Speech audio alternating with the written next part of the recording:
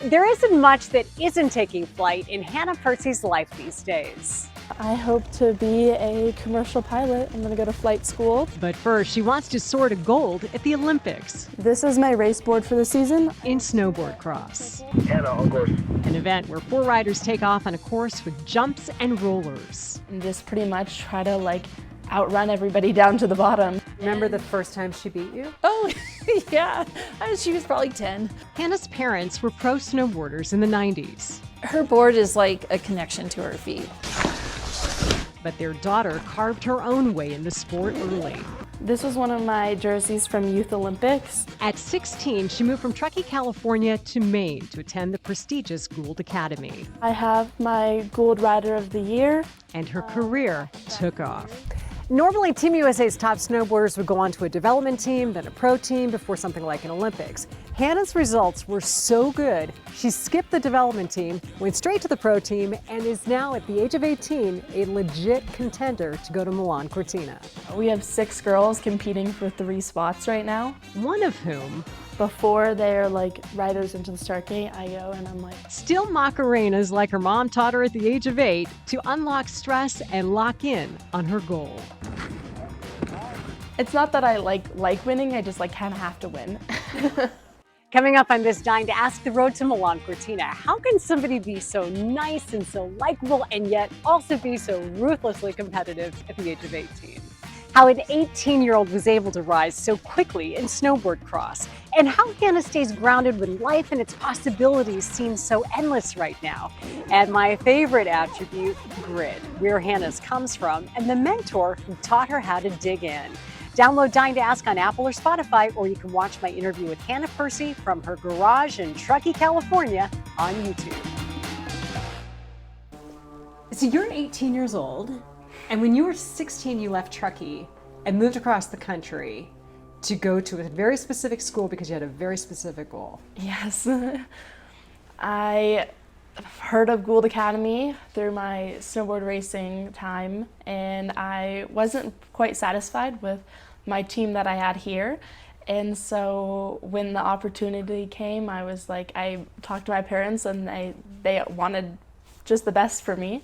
So within 5 months, I decided on going, and at the end of the summer, I packed all my stuff up and moved across the country. Yeah, I mean, it's interesting. You have to be, for certain different disciplines in snow sports, you got to be in certain places at certain times in your development to get to that next level. Yeah, I kind of wish I went to Gould sooner, but I still think my 2 years there were very influential on my snowboarding. Oh, you think? Yeah. I think that would be an understatement. Okay, so let's talk about what happened in 2 years, because you did make those goals very quickly. Yeah. You like to skip over a few things. So what were you able to do within 2 years of arriving there? I started my real NORAM career the first year, my junior year, and I kind of was getting a feel for it. I didn't have that many good results. I kind of had a few injuries.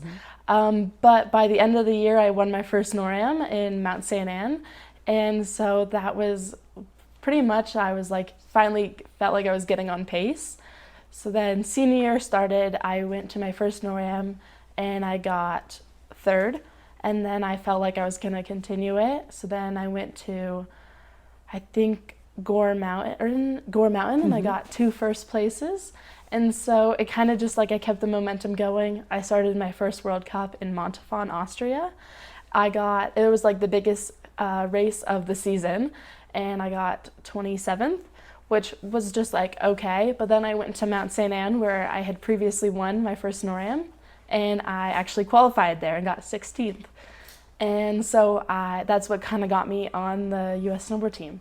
Yeah, and you kind of skipped over one part, to get to the U.S. Can you explain that? Yeah, so there's development team and pro team. Development team, you just have to get top 3 in the NORAM overall, so the cumulative points of all the races. And I did get that. I got 2nd overall, and then to get on the pro team, then you have to go and get a top 16 finish at the World Cup.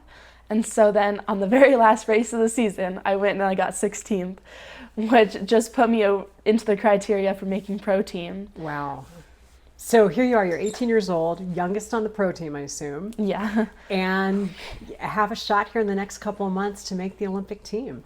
Yeah. So what's going to happen in the next few months for you to get one of these spots? I know it's super competitive. Yeah, so Trevina is going to be the first race. There's going to be a time trial and then a heat race. In the time trial, you have to get top 16 to go to the next day. And so pretty much I have to go and do a perfect run in this timed run to make it, which hopefully I can continue my momentum from the last race, which I got 16th in.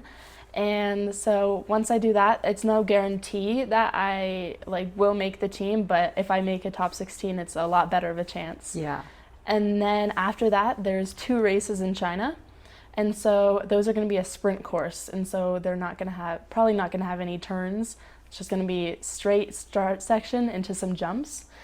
And so you got to go and do at least a top 16, hopefully there too. So basically you got to be as good as you can, Yeah. as much as you can from here on out. Yeah, we have 6 girls competing for 3 spots right now.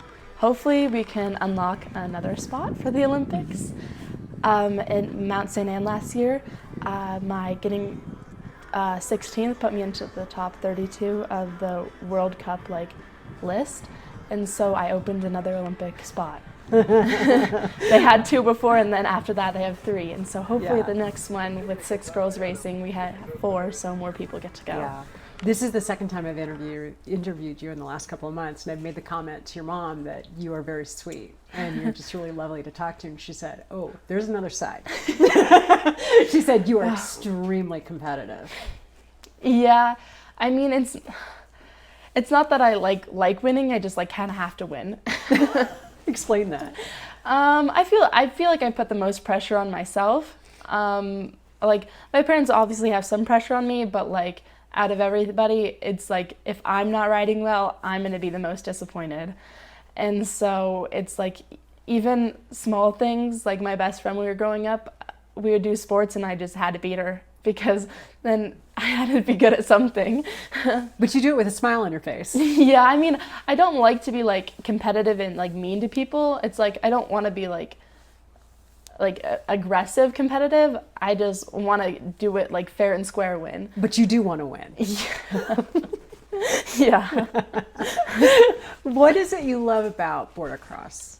I like that it's such a combination of everything. I get to turn, I get to jump, I get to do a quick start section. There's so many different elements that I feel you don't get in other parts of snowboarding.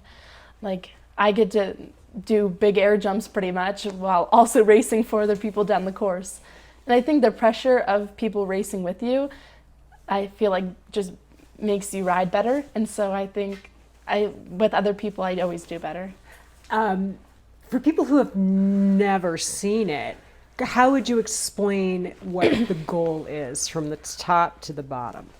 I think the goal is immediately after you pull out of the gate, you are trying to have the most direct line through the course, have your board be flat, be as low as you can, and just pretty much try to outrun everybody down to the bottom. You got to choose your line and stick to it. Make sure nobody pushes you out of your line.